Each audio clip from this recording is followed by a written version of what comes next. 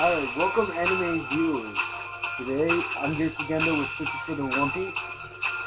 On today's video will be about Chuunibyou Demokoi ga Shitai, episode 10 review. Right off the bat, man, great episode, man. Go check it out. Very good anime, man. If you have not seen this anime, I don't know why you're here watching this video, but come back and watch this video and go watch this anime, man. So, right off the bat, we see Yuta, and he's hugging this thing, like a blanket or something, and he's like, that was the first time I ever hugged a girl, which was in the last episode, because he saved Rikka, and he was holding on to her and shit.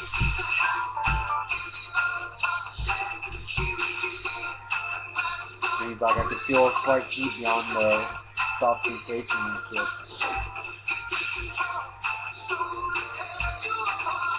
Right after we see Rikka in the clubhouse with her servant, she's like, she's trying to comprehend love and all that shit, so she's like, she hugs the servant's like, oh, she's starting to go lesbian, she's like, we shouldn't have this kind of relationship and shit, and it's like, shut up. So, but she asks her, I love Dark Flame Master.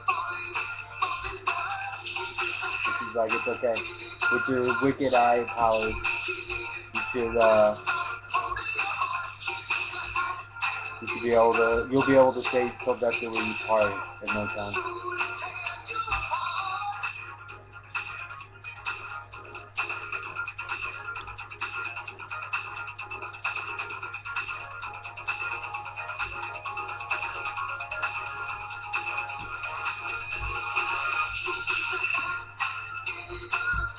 Anyways, then we see Yuta, and he's in the classroom with his friend.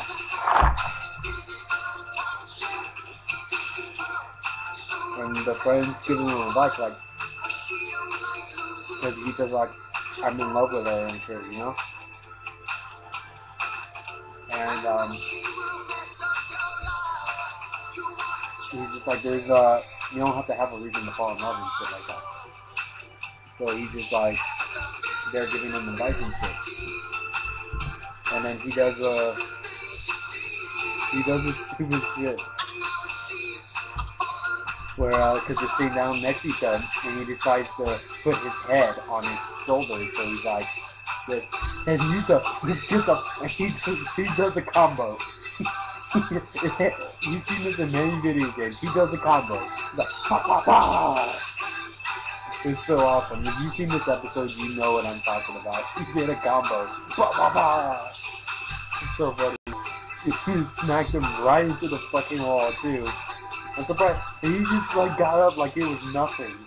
I was like, the nigga just comboed you. The nigga just comboed you. How can you get up from that?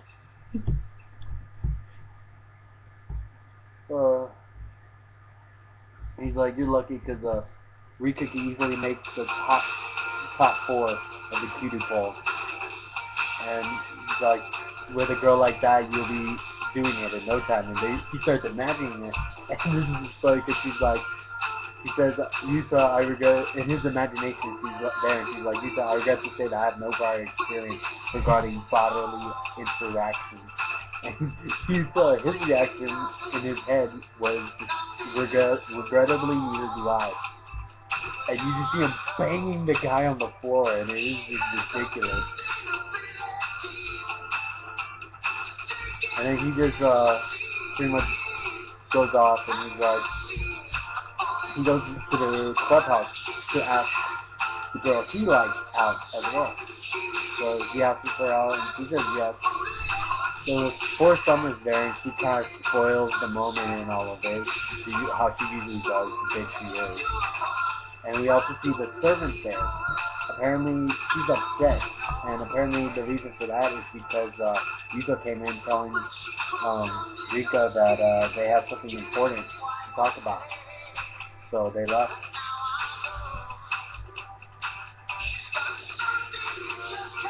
So they're sitting alone on at a like bus bench, a bus bench, and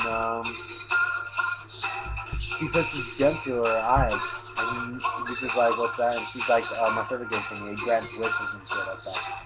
And she kind of dropped it, and so Yuta went and picked it up, and he puts it to his eye. Now, she comes in sliding, stealing for second base, kind of, you know? Just trip him and shit. But she doesn't want him doing that and shit. I don't know why. I guess there's something engraved on there that she doesn't want him to see. But she goes there and does that. And,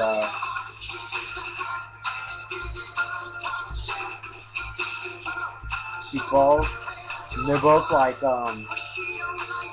they're both on the floor, and they're like, kind of like that Spider-Man kiss thing, you know, where Spider-Man's upside down and the girl's right side up and they kiss and shit. It's like that, except they're laying on the ground, but they don't kiss. They're just like looking at each other all embarrassed. So, yeah, that happened.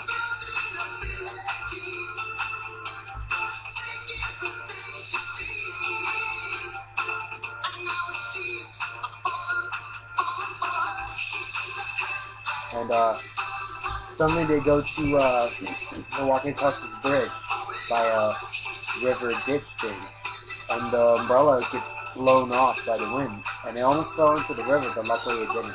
So they go down there, and, Yuta, she tells Yuta, she confesses to him, and he's like, wait, I'm supposed to go first, and she's like, you can't. The wicked eye was destined to be first. And he goes, fine.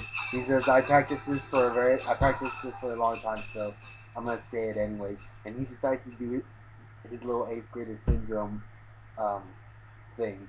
So he goes like this. He slides his legs and acts all cool and does the thing.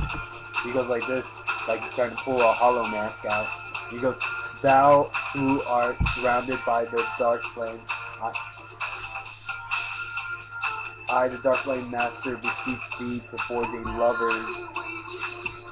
And then he gets all embarrassed because someone passes by and shit and stuff like that. And he decides to just say screw it, but Rikka's like, continue please, Rikka. So he continues it, and he says a lover's contract and shit. He turns around and says, continues it. And Rikka just comes behind him and, you know, kind of puts her head on his back. And Yuta's like, seems to be leaning against like us, and he's like, is that embarrassing? He says yes, and he's like, then I'll just hold your hand then. And she puts out her pinky and decides to hold pinky. So then Yuta goes home, and Rikka's sister, older sister is there, and I'm like, oh my god, it's my dream girl. I'm like, it's my dream girl. And she's just there, and she's Yuta's little sister. And they're playing house again, and she's like, I'm divorcing you. And I'm like, why would you divorce her? She's so hot. You know? I would never divorce her. But she says they just need to talk, so they talk. And they go to a diner elsewhere so they can talk alone and shit. And she asks about he asks if Rikka can, like, if he could talk to her, because she got an invitation to go work in Italy at a restaurant. So apparently she's a cook. So she's gonna go work in Italy at this really good restaurant, but she doesn't want to leave Rikka alone, so the mom is gonna move in. So she wants Yuta to talk to her, so she'll listen to him and kind of just like tell her to grow up.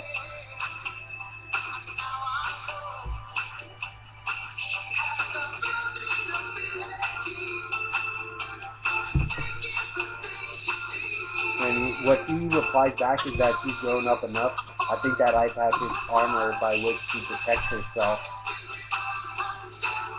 I'm sure she understands all of it,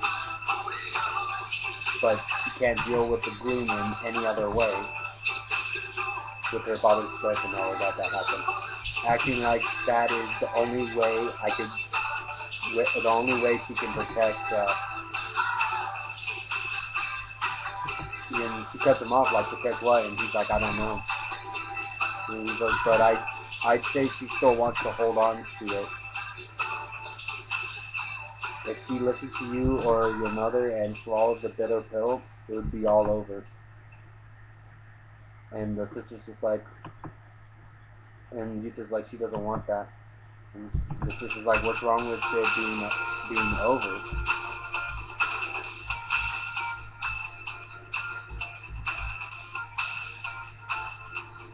There's no horizon or wicked eye and shit like that. And she's like, no matter what, you'll never find Dad. And she's like, how is affirming what she says better in any way? You know, she's never gonna get what she's looking for. Encouraging her like that is irresponsible and shit. Yuta just gets this depressed shit going on. And then the school festival happens, and we get this little tidbit with Forest Summer and two people that knew her during her 8th grade syndrome.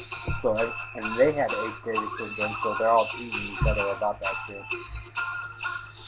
So, pretty much where we get to is we're at the school festival now, and Yuka and Rikka have to get ready for their little battle because their school festival thing is a 8th grade syndrome battle. So Rikka's dressed up in her shit, and Yuka decides to dress up in his 8th grade shit. And I'm not gonna lie, he looks badass. He looks really good in his shit.